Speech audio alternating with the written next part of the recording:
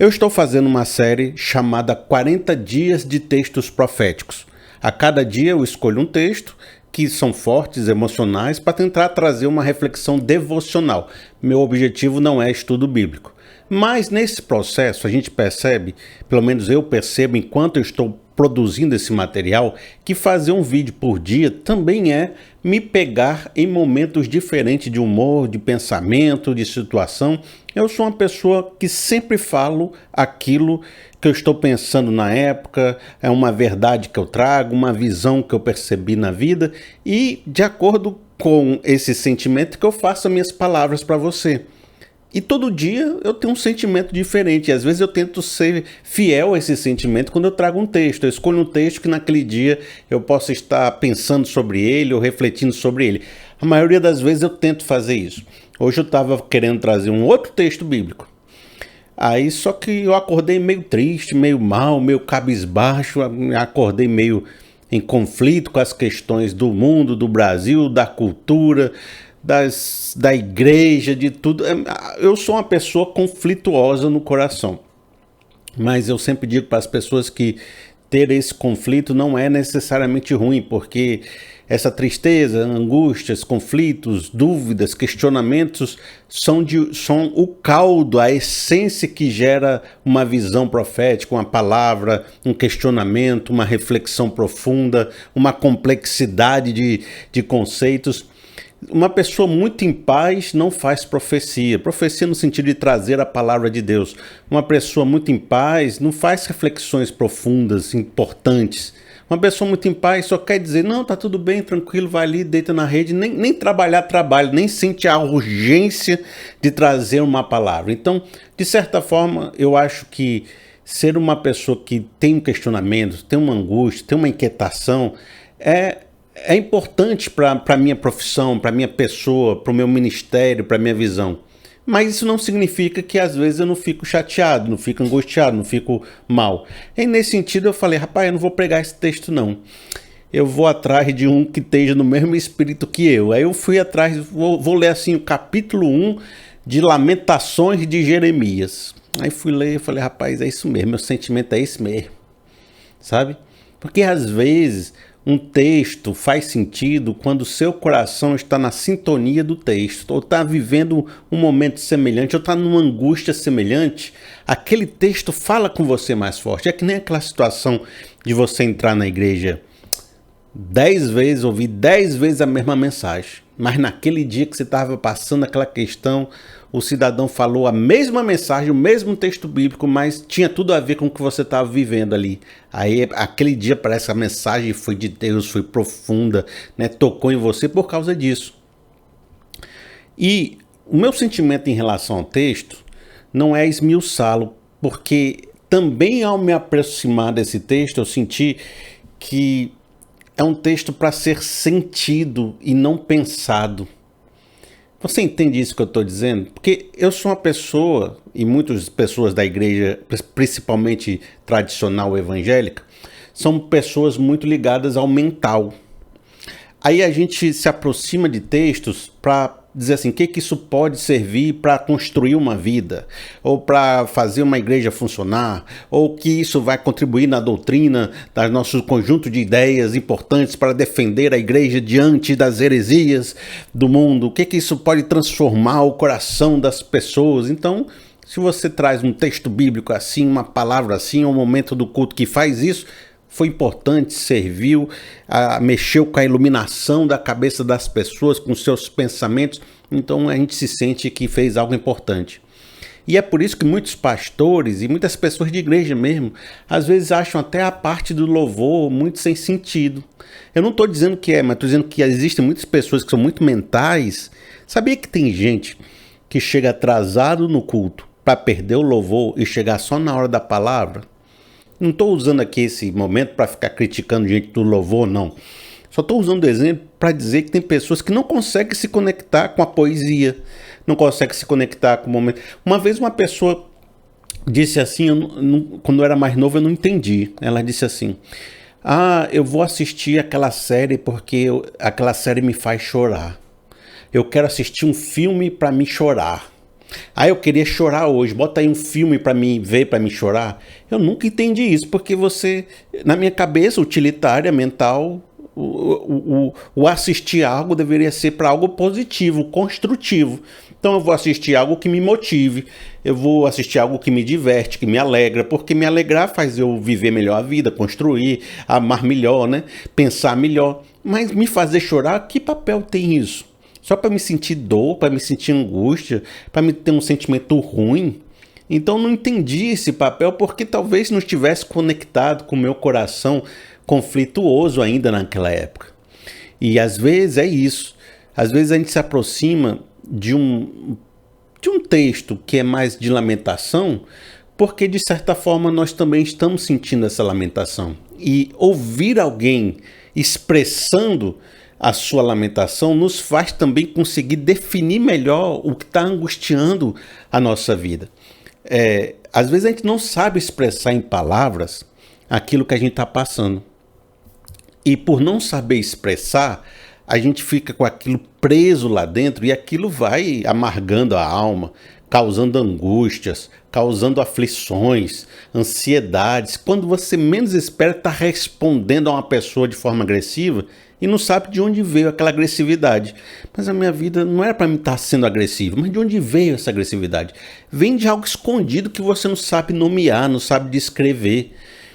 E por isso que os psicólogos, muitas vezes, que estão atendendo pessoas que estão ali em conflito, angustiadas, que não sabem por que estão agindo de determinada forma, procuram chegar àquele momento onde você vai, de repente, ter um rompante e dizer, rapaz, é isso, meu passado aconteceu isso, eu estava guardando isso, aí chora.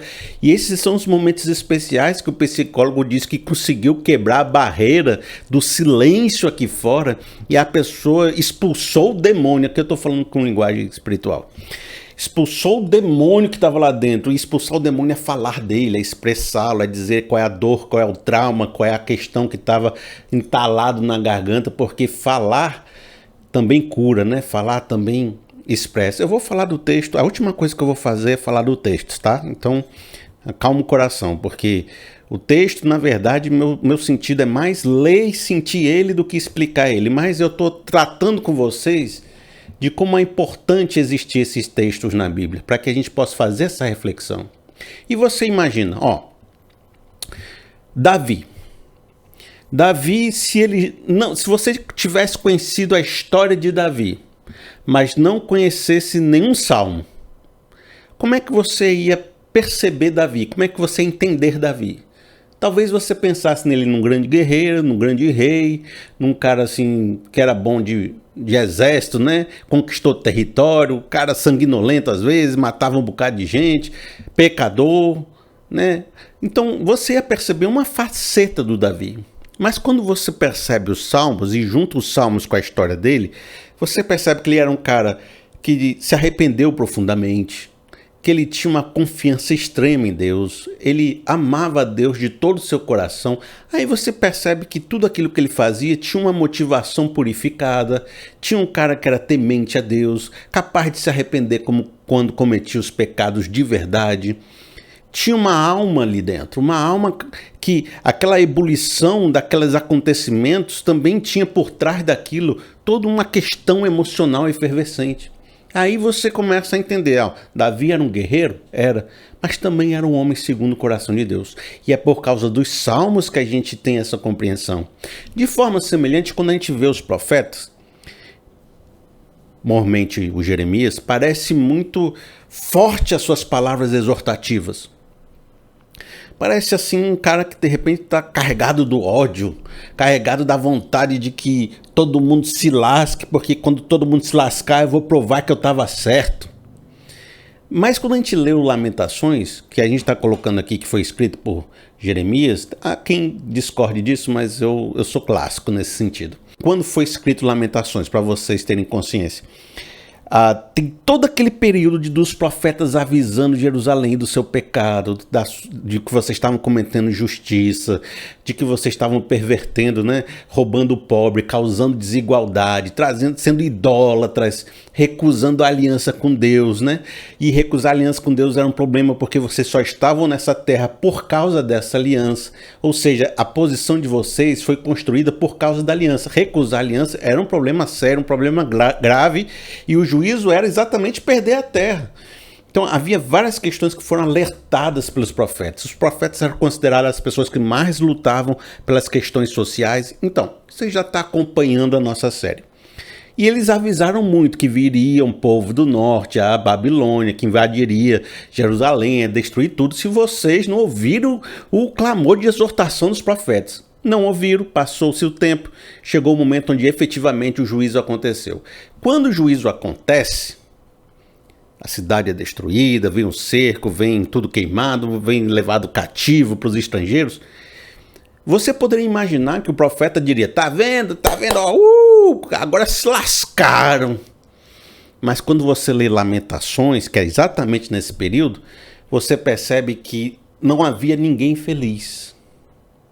Deus não estava feliz, o profeta não estava feliz, os reis não estavam felizes, o povo não estava feliz, porque estar certo não trazia nenhuma felicidade para o profeta. O que o profeta desejava era a conversão dos corações e não a destruição. E ver todo mundo se destruindo causa no profeta um lamento terrível, sabe por quê? Porque o profeta não profetizava para condenar, pelo ódio, pela ira.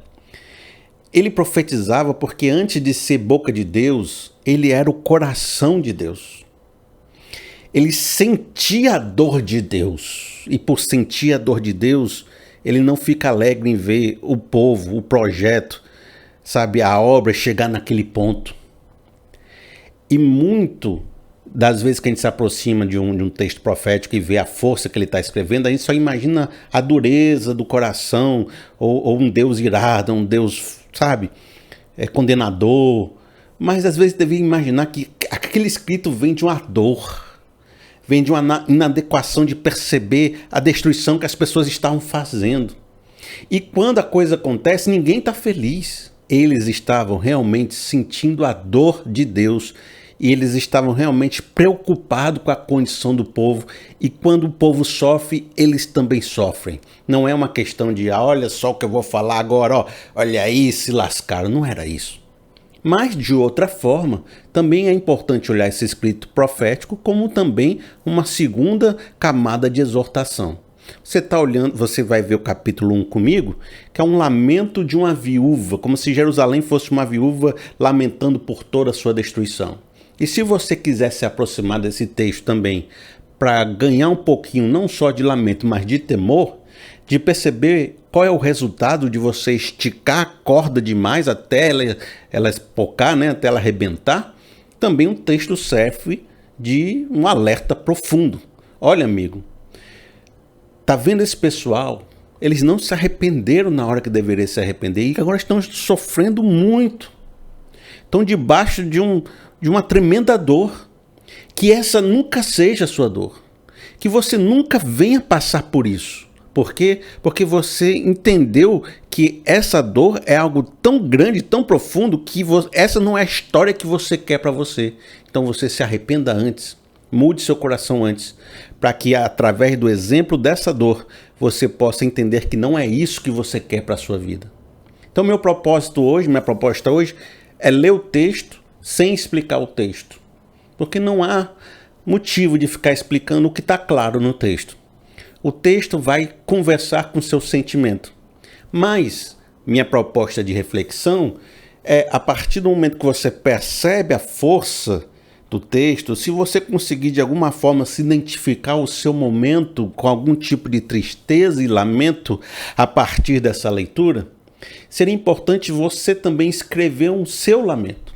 Minha proposta para você hoje é essa. É você pegar um papel, uma caneta, ou no seu computador, no seu celular, algum bloco de notas.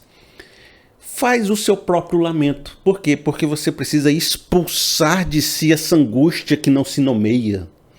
Você precisa expurgá-la, escrevê-la, defini-la, chorar ela, né? Eu me engasguei aqui na palavra. Você precisa chorar até a última gota dessa tristeza para que não haja mais lágrimas a ser derramadas e aí você possa se restaurar e começar um processo de transformação. Mas antes, precisa chorar. Precisa chegar nesse ponto. Precisa definir, precisa escrever, precisa falar, eu pequei, por isso estou nessa situação. Aí eu vou ler. Vou fazer um processo de leitura. O capítulo é um pouquinho grande. Você vai ler comigo. E depois você vai fazer o seu próprio lamento na sua casa, na sua vida. E se isso não falou com você, Deus abençoe, porque talvez sua vida esteja muito tranquila e muito boa. Mas um dia você pode voltar a esse vídeo e começar a pensar, hoje ele faz sentido para mim. Hoje eu entendi o que é essa dor. Hoje eu entendi o papel de ficar um pouco triste, de ouvir a tristeza do outro e, através das palavras dos outros, conseguir identificar minhas próprias palavras e perceber que eu também tenho uma tristeza a ser proclamada, a ser dita. Vamos ler esse texto comigo? Vou botar até assim uma música e vou botar só os caracteres para você ir fazendo o seu momento especial. Lamentações, capítulo 1. Como está deserta a cidade, antes tão cheia de gente. Como se parece uma viúva, a que antes era grandiosa entre as nações. A que era a princesa das províncias agora tornou-se uma escrava. Ela chora amargamente à noite. As lágrimas rolam pelo seu rosto. De todos os seus amantes nenhum a consola. Todos seus amigos a traíram e tornaram-se seus inimigos. Em aflições e sob trabalho forçado, Judá foi levada ao exílio e vive entre as nações, sem encontrar repouso. Todos os que a perseguiram a capturaram em meio ao seu desespero. Os caminhos para Sião planteiam, porque ninguém comparece às suas festas fixas. Todas as suas portas estão desertas. Seus sacerdotes gemem, suas moças se entristecem e ela se encontra em angústia profunda.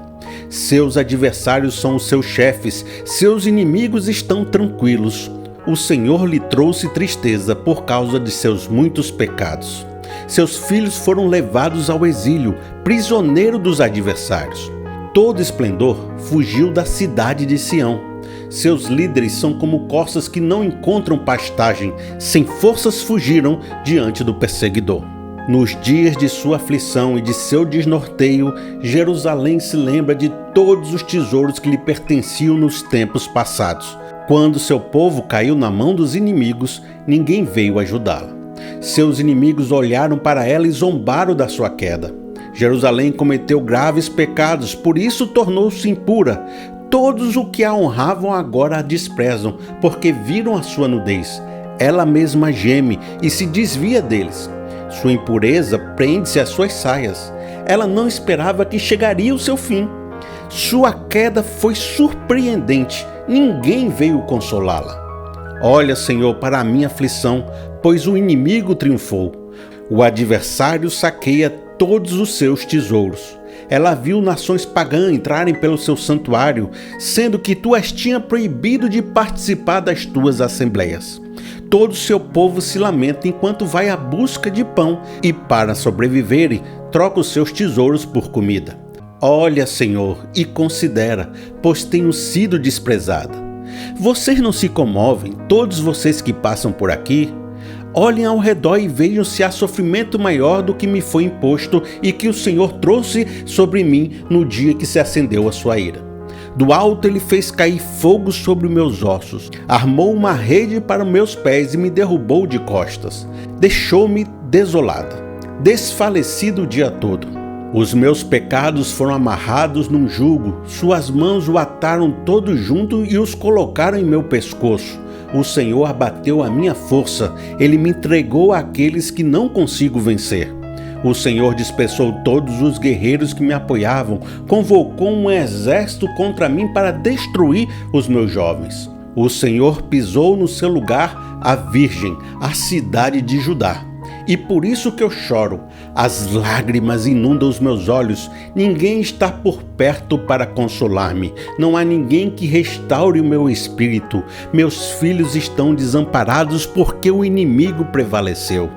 Sião estende as mãos suplicantes, mas não há quem a console.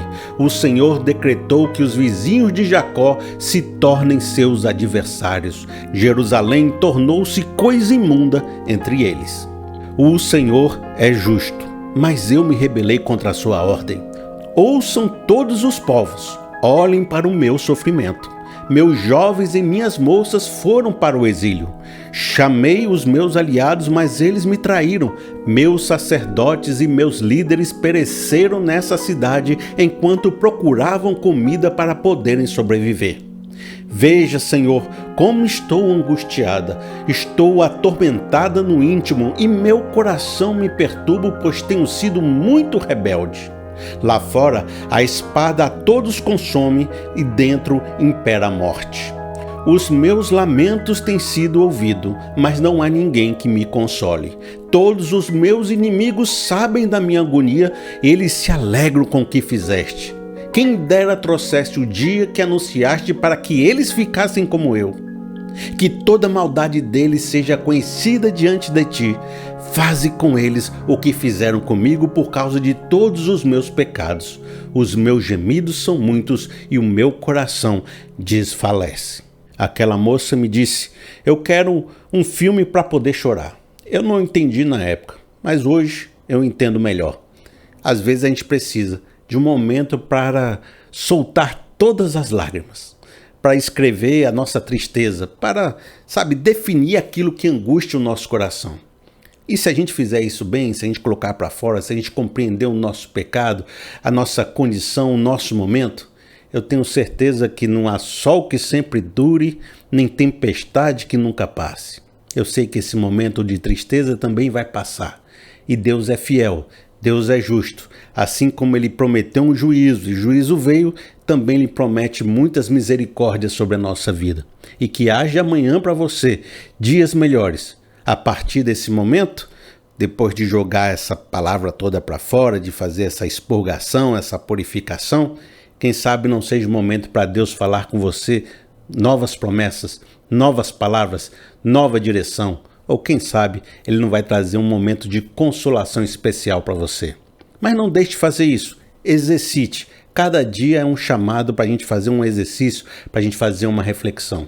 Que Deus abençoe você profundamente. Se você quiser me abençoar com algum tipo de oferta, não se acanhe, pode fazer através do Pix, pr.felipeseabra@gmail.com, pr.felipeseabra@gmail.com. No mais, continuamos com a nossa série. Amanhã eu espero você aqui de novo. Que Deus nos abençoe.